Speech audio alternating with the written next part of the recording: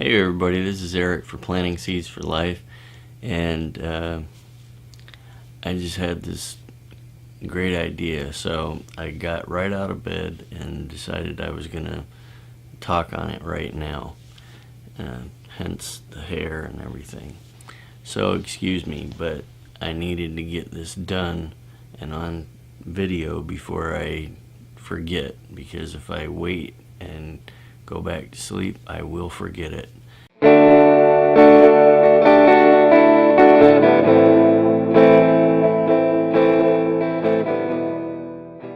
I wanted to do a couple of different video series.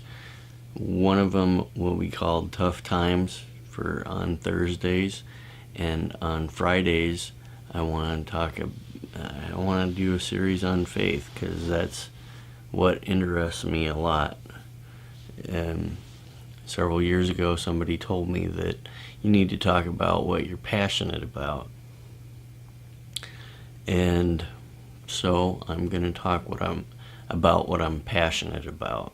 Back in 2012, around this time of the year, my wife and I were trying to adopt a baby, and I guess that's probably why I was thinking about it.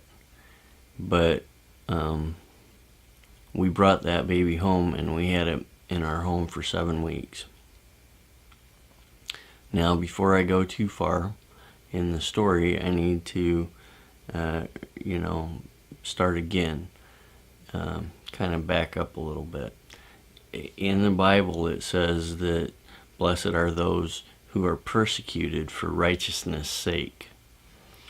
And I came to understand through this that you can be persecuted for righteousness' sake and still not be righteous. Anyway, back to the story. We had that baby in our home for 7 weeks, and the birth mom decided that she wanted him back. And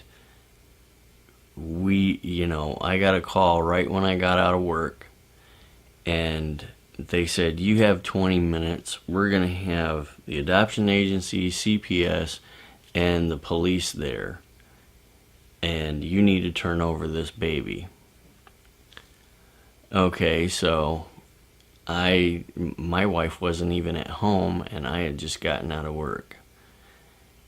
And I understood a couple of things. Number one, I couldn't rebel, and number two, God was going to give me something better. So I went and I literally pried that baby out of my wife's hands, and I brought him home, and I'll throw some video of him up here as we're talking.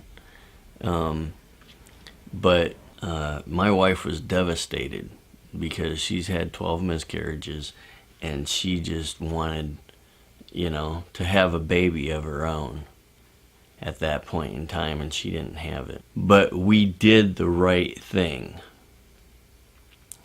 And this is what happened. When we did the right thing, the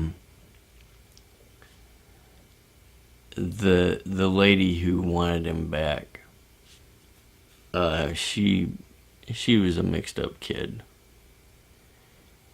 And there were several different things going on. There was, first and foremost, there was a nurse that came over to look at the baby from time to time, and she was sent over by the state. So when this, lady wanted the baby back, the nurse went over there to check on the baby.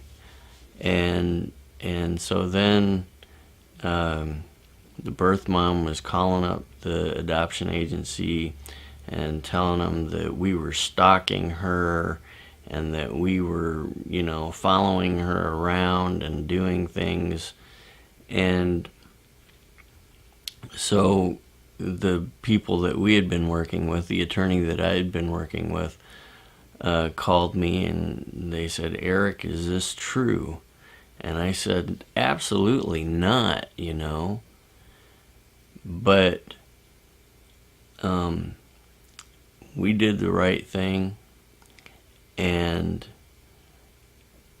we started getting persecuted for doing the right thing, on top of going through this dark time where, we didn't have a baby that we thought we were going to have. Now, 4 weeks later, well, when we found out, it was actually like 2 months later, but